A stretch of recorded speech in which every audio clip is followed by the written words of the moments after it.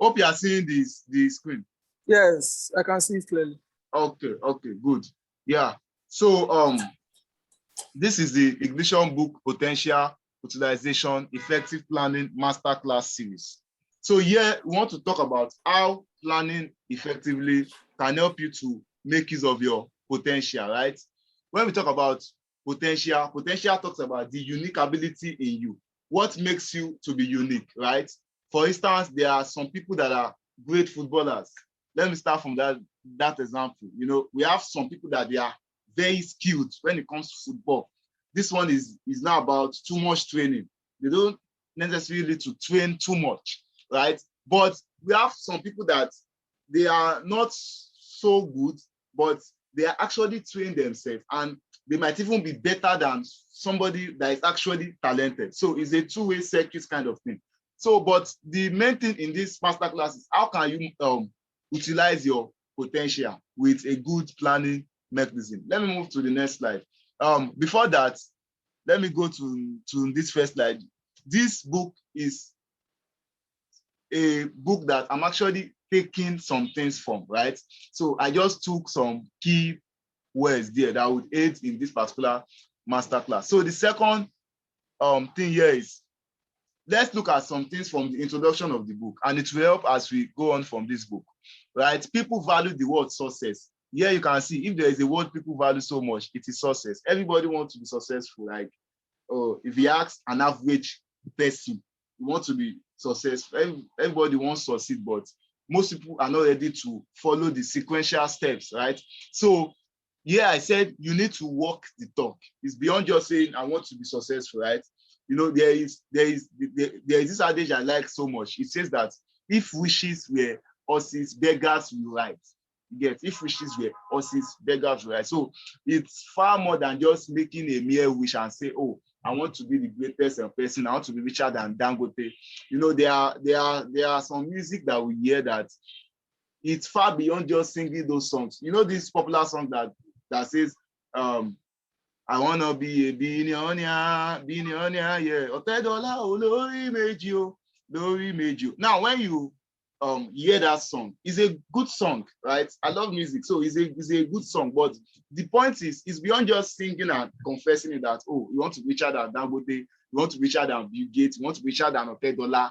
You know, it is sweet to confess that. When you look at the net worth of these people, you will see 15 billion US dollars, 10 billion US dollars, and it will be like, wow, these people are rich. But that money is something that you can't just wake up and see on your bed. You know, somebody was saying something one day. He said, if you are praying to God that God give me this money, or that I want money, the person said money cannot fly from the roof.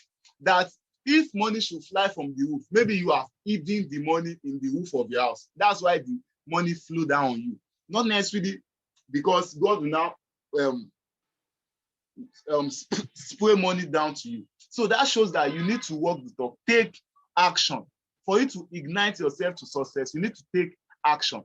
So this success comes from how do you utilize what is inside of you, the potentials, what you have inside of you, right? So that is that part. I don't want to waste too much time on that.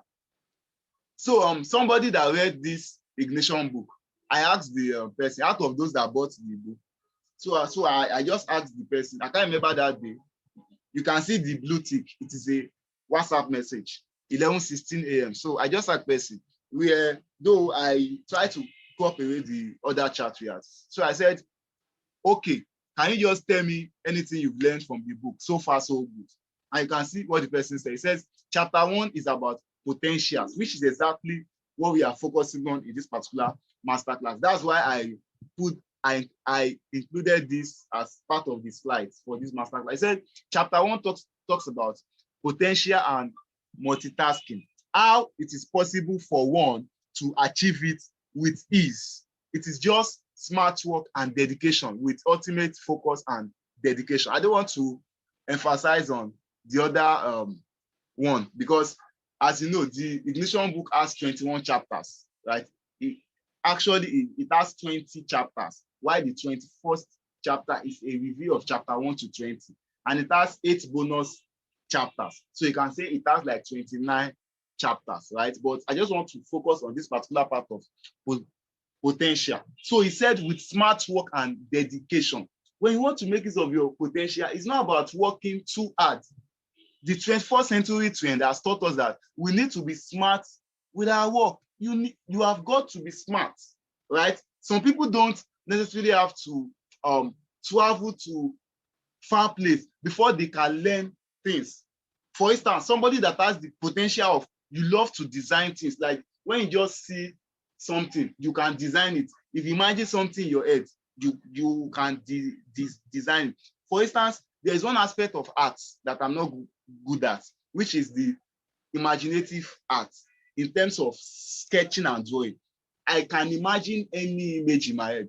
When it comes to imagining image, I can tell you, I can imagine image in my head. But you know the problem I have? To sketch them out exactly that the way it is issue. But there are some people that they will sketch the heck out of that diagram, and you be like, is it that you snap this picture and you gum it and you staple it on the paper? It will look exactly like that. There's what we call live drawing in visual art. Some people will look at you like this. You'll be standing. This one is not jazz. You must have seen things like that. You will stand and you will draw. There was even one that drew my attention that was so crazy. That one, he was using biro to draw. That is somebody that has really developed his potential. An ordinary artist, if you gather like 100 people that draw, it will be hard to find someone that can use biro to draw. Do you know why? Because you can't clean the mistake.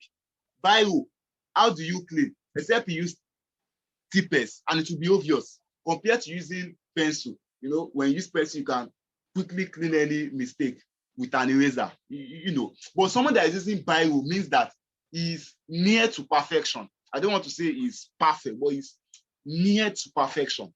So he has developed himself to an extent. But where the issue of smart work comes in is that we have a lot of 21st century trends that we can actually use to develop potential. For instance, right now, we are the social media children.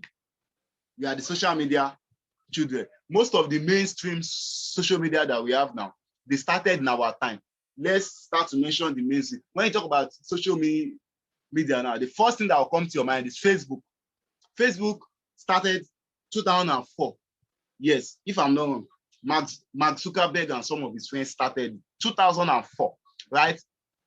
That's 17 years ago. We are in the year 2021. 17 years ago, right?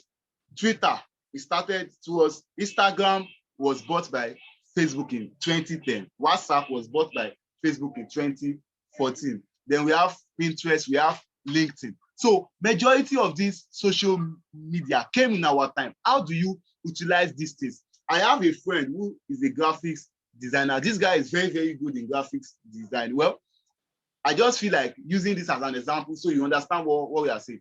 This guy, there was a day we were talking and he told me that most of what he knows in graphic design, he learns it from YouTube. Smart work. He's using smart work to develop his potential. You don't necessarily have to go to a graphics designing school for 6 months, 1 year. I'm not trying to say those people should not sell markets, right? But there are some things that they are quite easy to learn now. Are you following me? I'm following. I'm here with you. Okay. Yeah.